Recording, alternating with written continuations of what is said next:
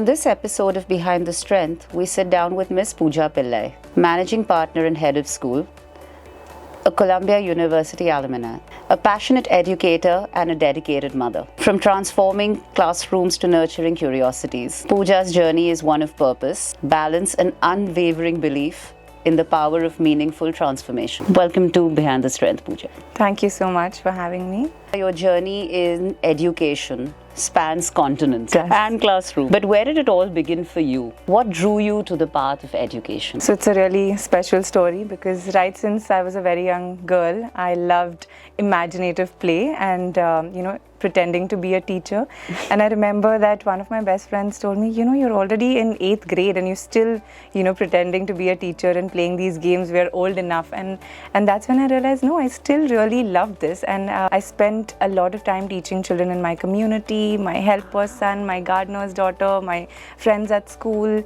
And then when I went ahead for a career aptitude test in my college days, I remember them telling me that in terms of aptitude, it'll be great for me to be in a profession that involves people, something that's service, hospitality, education, teaching.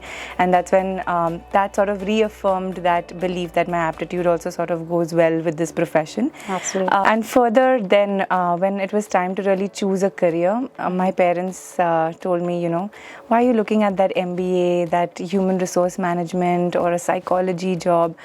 We've always seen you love teaching, love children, then why don't you just follow your passion? And at that point I thought, but what about the money? I don't know if, the teaching profession pays that much. And I remember my dad telling me that if you love what you do and if you're really good at it, you can definitely be very successful at it. And that's it. That was it for me, where I decided that I want to be in the education field, but I definitely want to be leading education, to be making a difference, not just in being a teacher, but at a larger scale. And that's I'm very blessed to have a profession that has been a childhood passion, and being to do what you love, so that you never have to work a day in your life. It's been your calling, and the pretend play actually turned into your reality for life. It has. So, yeah. Your time at Teachers College, Columbia University, must have been very transforming. What core values or lessons do you carry with you from that time? I think after having studied in the Indian education system, going to Columbia University was a huge mindset change. It opened my mind to the world of education, around in different countries. And I realized that there's so much potential in what we can do in India as well. I was one of 20 students. I was the only Indian student in a class of all other international students, a lot of them from America. I think the biggest gains I had was understanding it from a whole school larger perspective, understanding how you can make a difference in the classroom, a lot of exposure into curriculum design, a lot of exposure into the best practices around the world, which I had never ever seen back in India. And that was just the beginning of when international education was coming to India. So I was, I think, one of the first few to be getting that exposure, and bringing that back into IB classrooms sort of made it a very natural transition to be a part of the international education sort of movement in India. Correct. That actually kind of makes sense with how you have also, developed the entire curriculum and even been a part of the faculty at Toddler's Den. And now the managing partner. So, you're responsible for both the soul and the system. How do you lead with empathy, while managing the weight of being the person who's at the executional helm? I think in a leadership position, if you've started right at the ground level, you've seen it through. So I think my journey started with being a teacher in a classroom, then beginning to train teachers in subjects that I was passionate about. And then coming to the head of school role that came to me, 7 years ago. I've definitely had that innate interest in understanding people, caring for teachers. It's something that I always wanted to do. I started with a very small team and I've seen them grow through that. So I think the first 3-4 years of leadership, it was a lot about being in the classroom, strengthening the systems, strengthening the policies, the strategies that teachers use. Correct. And then after having my daughter is when I moved into the partnership role, and that has been the perfect shift for me, because that's when I was looking to sort of make a further difference in the work that I do. And now It's once the systems are set, it's so much easier to sort of now look at the business angle, look at what more we can do and how we can sort of make the school grow bigger and better. I think I've always had a very keen interest in understanding teachers, supporting them. It's a fully women-based organization. So I think bringing strength from home, I enjoy being their anchor and their support system, irrespective of my business goals. That's priority. No, I've seen that firsthand. I mean, I have seen you being there first thing in the morning and like always on your toes, making sure that everything is going as much as possible humanly in perfect order, while maintaining that, I've seen the affection towards the children as well. It's not taken away from that. What does a truly meaningful educational experience look like to you beyond academics in a wholesome way? I think at Toddler's Den, for example, we say that if children don't want to go back home, then that means we've done our job. We've seen children say, no, we still want to stay here longer. And that's really what our sort of measure of success is at school. I think education for us, being a preschool, is definitely way beyond academics. It's about educating the whole child, understanding the emotional, mental, physical aspects of the child. If we see children just being themselves in the classroom, enjoying what they are doing, irrespective of what it is, I think we know that they find meaning in what they do, and we know that they're having a good time. As a mother and an educator, do the two roles for you merge or do they mirror each other? How does it work? The two roles are very, very different, and that's something I realized after being a mother. I've had so many mothers at school tell me that, you're an educator, you're a head of school, that means you must be just the perfect mother. But, I wonder, there is no perfect mother, and I know that, being a mother is absolutely different. Yes, some aspects of understanding children, I can use those as a mother, but the experience of being your child's spiritual guide 24/7, for having, dealing with everything from their food, sleep, their understanding of the world around them, goes much, much beyond than leading a school. So I think the motherhood experience, I would say, has been a much, much bigger learning experience than even all that I've learned as an educator. But it's made you more empathetic towards children, because you do understand now the emotion which is attached. Yeah. But so that does help. Empathetic towards the adults as well, understanding what they go through every day and why for them their child is their whole world, and for us, we have 100 students sitting right there, and so understanding each child as somebody's world and then what really they want, I think that's been also one of the biggest learning experiences as a mother. Has it changed, your perspective on how you approach a parent? Motherhood for you personally, has it changed that approach towards other parents? Yes, but even how you would probably reach out to them a little more empathetically. I think, the first few years I knew children very well, I knew education very well, and I would be able to support them in understanding what we do and why we do it. But now I speak as just another mother in the room, and they also know and trust that so much more, having to see that, I'm also going through the same thing as them. Yes. So now every problem is approached as much more as just another mother, and I think parents also are so much more open to and feel more comfortable understanding what they are saying. I feel that, I can sort of make them feel comfortable much quicker. You relate to them as they do with you as well. Yeah. What do you think that schools can do to kind of support new mums, working in their faculty or heading leadership roles, also in the parent community? How can schools support mums? I think one of the best things that I experienced was to be given the flexibility by my partners when it was time for me to return back to work. Let me tell you a backstory a little bit for that. In fact, when Freya was 3 months old, I thought that I'm really enjoying motherhood and I never want to go back to work. I just want to take care of my health and want to just feel myself again, and maybe I'll think about it later. And just 6-7 months down the line, when Freya was a little older, I thought, I don't know who I am now, and I feel a new sense of identity.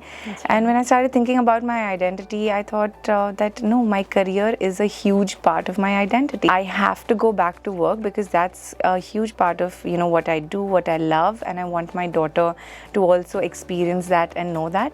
So and at that point, my parents, my family was my support system that said, we'll take care of her, you must go back to work and we are here to support you.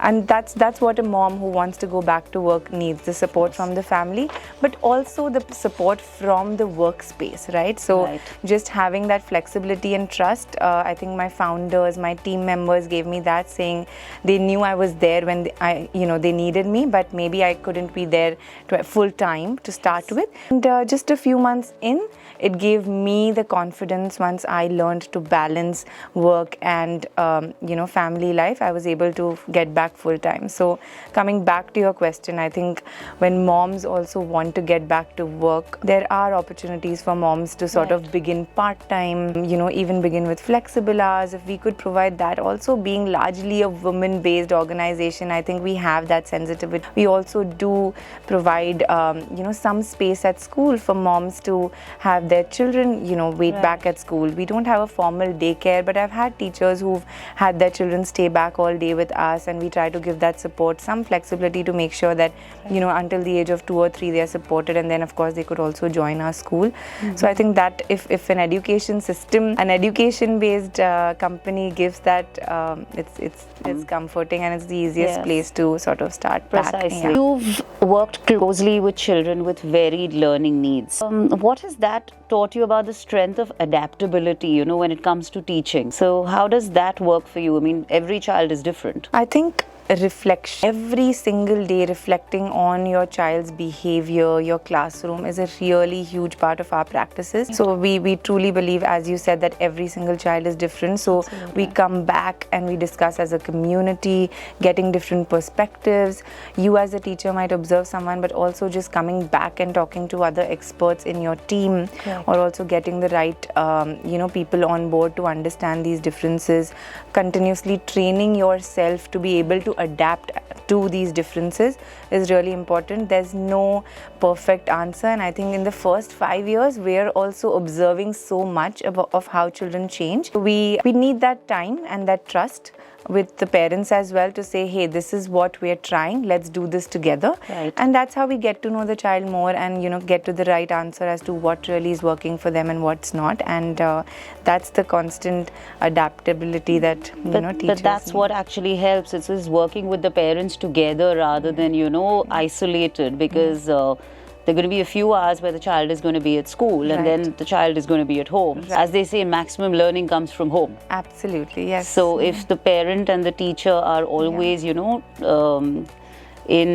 sync with each other, it kind of benefits the child as well. Can you share a story where a small change in teaching made a big difference? We've had a child who benefited a lot more with one-on-one support. With a lot of children we see that, where typically in the traditional system we want children to just fit into the classroom, and you just have to do what the other 19 children are doing as the 20th child in the classroom. But our approach has always been a little different, where we would say that no, you need to step out and you need a lot more one-on-one support. So I think relationship building, one-on-one support has been key, where we would step out, really try to understand what's going on with the child, what's going on back at home with the family, have that conversation with the child and really work with them one-on-one until we feel that they are ready again to join the small group. So it's a lot of close connection and relationships with the child before they can get back into the classroom. You're deeply committed as a teacher. What shifts have you seen in the classroom when teachers feel truly empowered and secure? They can do magic. I would say the classroom becomes a place of strength, magic and success, and that's something that we do as a team, constantly supporting each other, helping each other, because there is not one teacher can't really solve all of her problems, and it's about discussing with the community. We've seen children do so much better when teachers feel empowered, but also when parents are on the same page and parents are working closely with us to make that difference in the classroom. I've seen the community at Toddler's Den, and that all stems from the leadership, the faculty, from celebrating every festival occasion, celebrating Toddler's Den's yearly anniversaries. It has always been so special. It is like we are part of toddler's den, and that is what makes you feel, and I think that just stems from the emotion that comes from you and the faculty together. And teachers feel empowered when the whole community also comes together and supports them, right? So whether it's parents, whether it's grandparents, we want them to also be a part of that journey. How do you create a culture of continuous learning for your educator when they too are juggling things on their personal and professional front? It's well planned into the calendar, but there's also a lot more that goes on beyond those planned dates. I think we definitely chalk out specific goals every year. Let's say this year we decided that we want to learn more about the Reggio Emilia approach and how that applies into our classroom, or we want to learn more about the math curriculum. So there will be very specific professional development days that are also communicated to parents that these are the days when our teachers are working on their learning.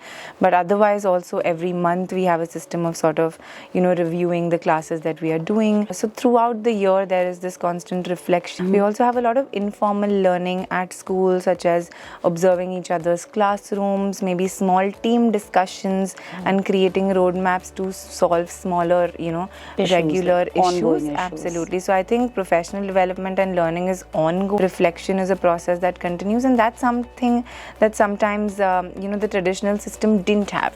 Traditionally a teacher just came, taught her lesson and more or less went home, but those extra hours that we put in just talking about children, talking about how did this class go, what can be better tomorrow, that's just a mindset that we have at work, and that sort of helps along with. That also keeps in, it works in conjunction with the fact that the curriculums have changed. Yes. So this is more individual based, so it has to be a little more personalized. What have been some of your own behind the strength moments, especially times when you had to show up to be strong as both a mother and a leader? Every day is a day when I have to show up being a mother and a leader, right from the morning when I wake up and I have to, get her ready for school and also focus on all of my things to do. But I would say the most beautiful part is that my daughter is a part of this journey very closely with me, because she's at school with me, and I would say my two strengths would be my mother and mother-in-law, who have been the support. They are the one behind my strength, and I think the support that they give me every day, saying we are here for you, we want you to go back to work, we'll take care of everything at home. I think that kind of support has given me the strength to be an anchor, a guide, a mentor, show up every day at work with the same calmness in that chaos for my team. And that's why my team looks at me and says, you're, the mother of the ship right here at work as well. And so there's, the same mother role at work and back at home. And that's only possible with the support of the other moms. The other moms. So moms all the way. Absolutely. What does balance look like to you, and how do you redefine it in your own way? Yeah. I think balance to me over time, I've realized, is just giving your 100% where you are. So yes, there might be tons of things on your mind, but I do take the time to just really prioritize and say, okay, this is my time at work, I'm going to really focus on this, and I know that I have that support system back at home. And when I'm at home, I've really learned over the years to say, this is my quality time to be with my family, to be with my daughter, and that's really helped me. I think before having a child, we didn't really have to think about, I had all day long to sort of only be working, but now it's really important to, prioritize and give that time. That's right. It's very important to make sure that you've got a checklist, and you have to make sure that all those boxes are ticked, but while keeping your own sanity. Yeah. And the last and most important on the checklist would be finding time for myself. That's work in progress. What kind of learners and human beings do you hope to shape through your work? I think kind, compassionate, curious. I think if they are kind, compassionate and curious, respectful to others, everyone around them, I've done my job. And if they can continue a journey of learning that they love in whatever school that they might be, being good human beings, we've done our job. What's the one value you hope your own child learns, by watching you, by seeing how much you're doing in a day? I think that,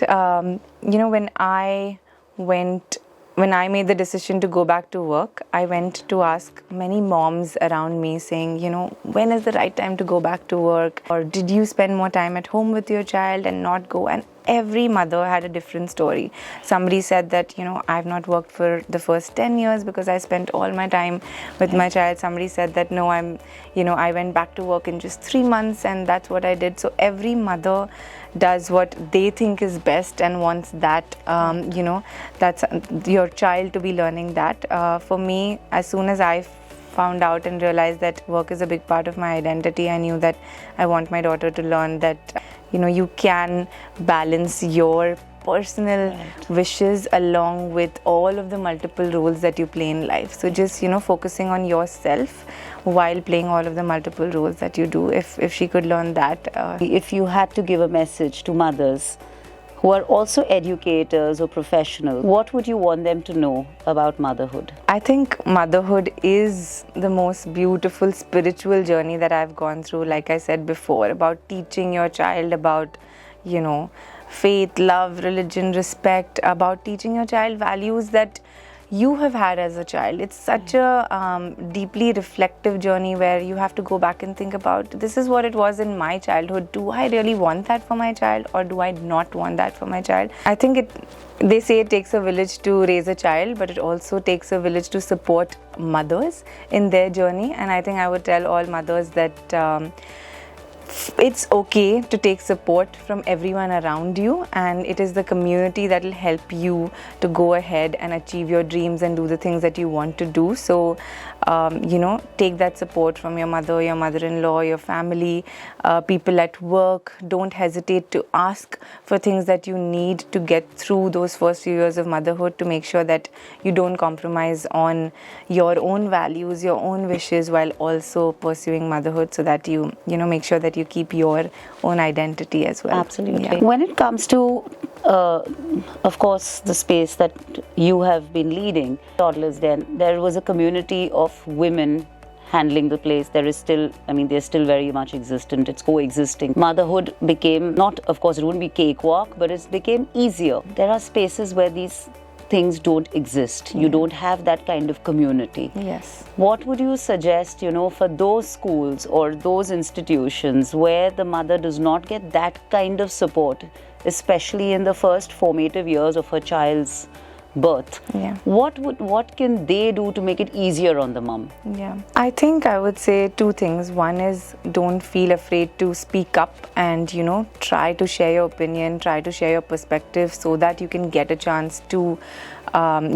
get back to work full time with the support that you need from your workplace. But I'll also say, it's okay if you can't get back soon enough, and don't rush back. Just focus on that time as a mother. They say these years don't come back, so it's okay to also start slowly. It's okay to take a little longer before you get back to work if you had to just spend that time with your child, because these years don't really come back. Yeah. And how do you think a school could probably support on that end, or an institution? I think schools, institutions should definitely have the flexibility to be providing different working hours, but also systems where they can have a daycare, some kind of a room where children can be in the same space as a mother. That would really make a huge difference. If every organization had a space where children could also be a part of this experience, then women would get back to work much sooner and be happier, stronger individuals. Be much happier mums. Yeah.